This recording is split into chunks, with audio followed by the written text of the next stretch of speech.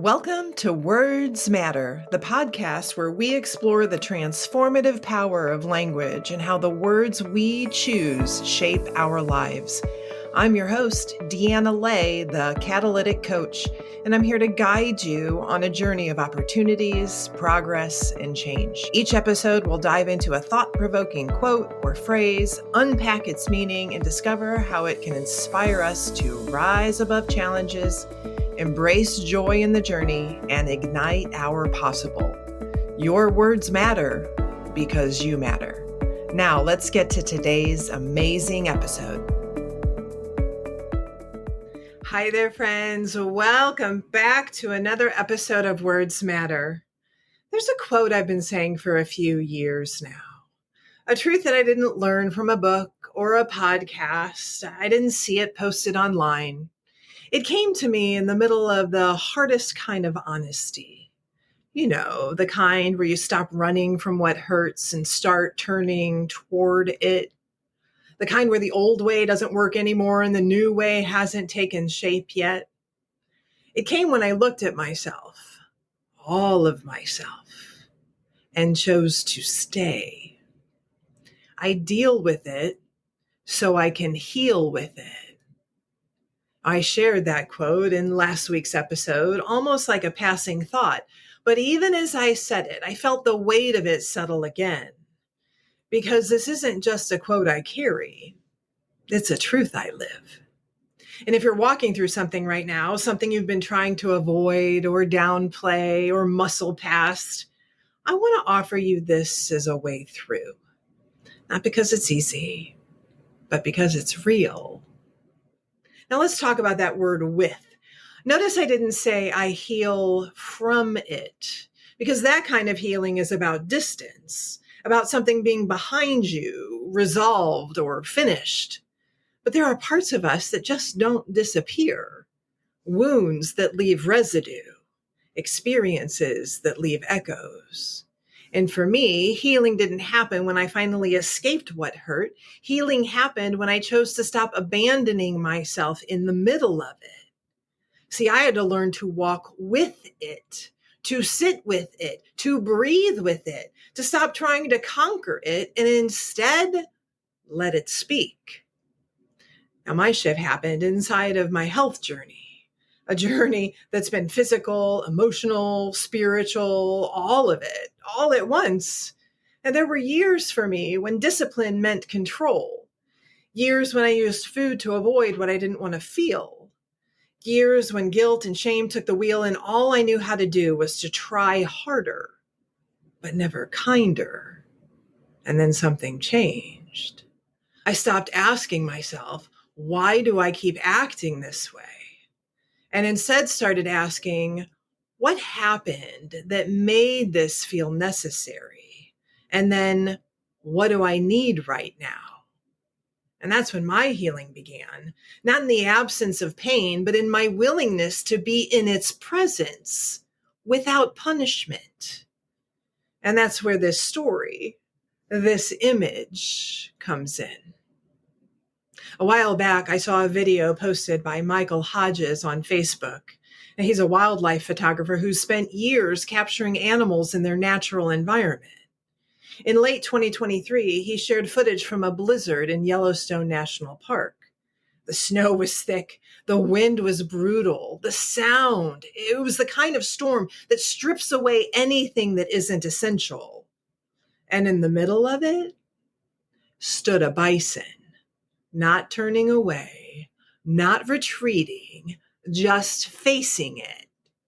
Michael explained in that post something I didn't know, that bison are believed to be the only animals who instinctively turn into the storm. See, most animals try to outrun it. They move with the wind, hoping to escape, but the bison, nope. The bison moves into it. And that's not just bravery, it's biology. It's wisdom in motion, if you think about it. See, facing a storm shortens the storm. Running from it only prolongs the pain.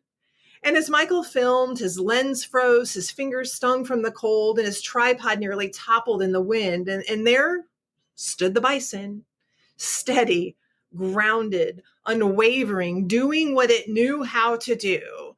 And Michael says something that has stayed with me. We should always follow the bison's lead, to take what life gives you head on, because the bison knows how to shorten the storm, and then it heads for the light. That whole thing, it just hasn't left me, because that, my friends, is what healing looks like. You want to heal? Be the bison. Not just in theory, not just as a nice idea. I mean, in real moments of your life, in the conversations you keep avoiding, in the choices you keep postponing, in the feelings you keep numbing, and in the truths you haven't spoken, even to yourself. Be the bison when your inner critic starts to whisper that you'll never get it right. Be the bison when the scale says something that tries to undo your self-worth. Be the bison when the people around you don't understand the changes you're trying to make. And be the bison when everything inside of you says, it would be easier to go back to what I know. And that storm you're in, you don't have to wait it out.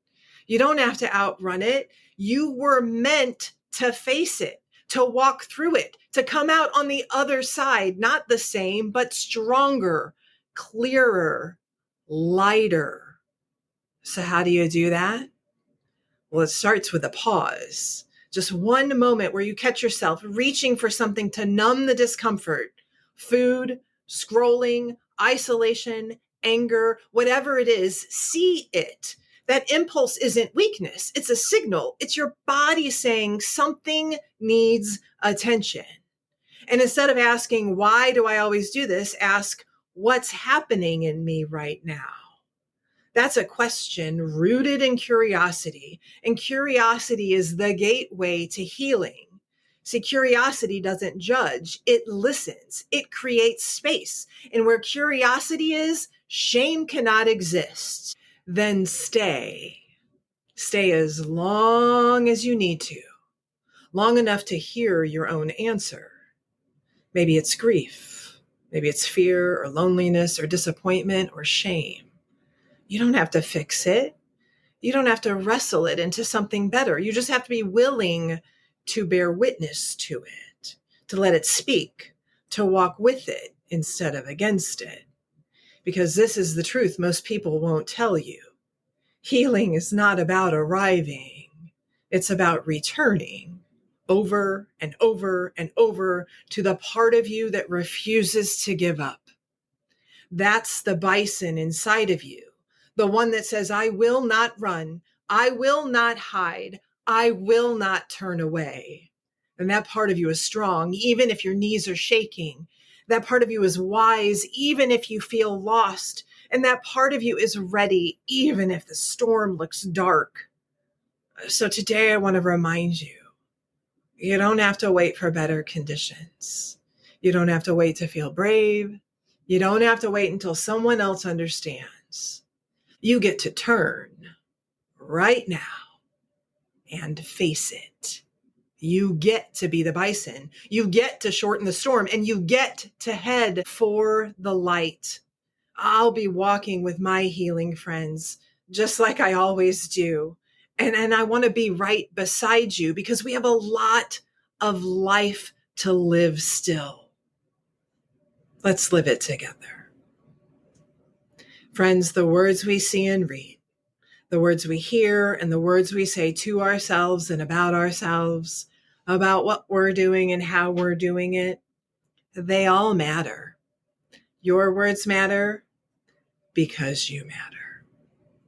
Be the bison, and I'll see you in the storm. Have a great day. Thank you for joining me on this episode of Words Matter. I hope today's message inspired you to embrace opportunities, make progress, and create meaningful change in your life. Remember, every word you speak, especially to yourself, has the power to shape your journey and ignite your possible. If you enjoyed this episode, don't forget to subscribe, leave a review, and please share it with someone who needs to hear this message today. Let's keep the conversation going, friends. Connect with me on social media or visit my website at deannaley.com for more inspiration and tools to help you rise and ignite your possible. Until next time, remember, your words matter because you matter.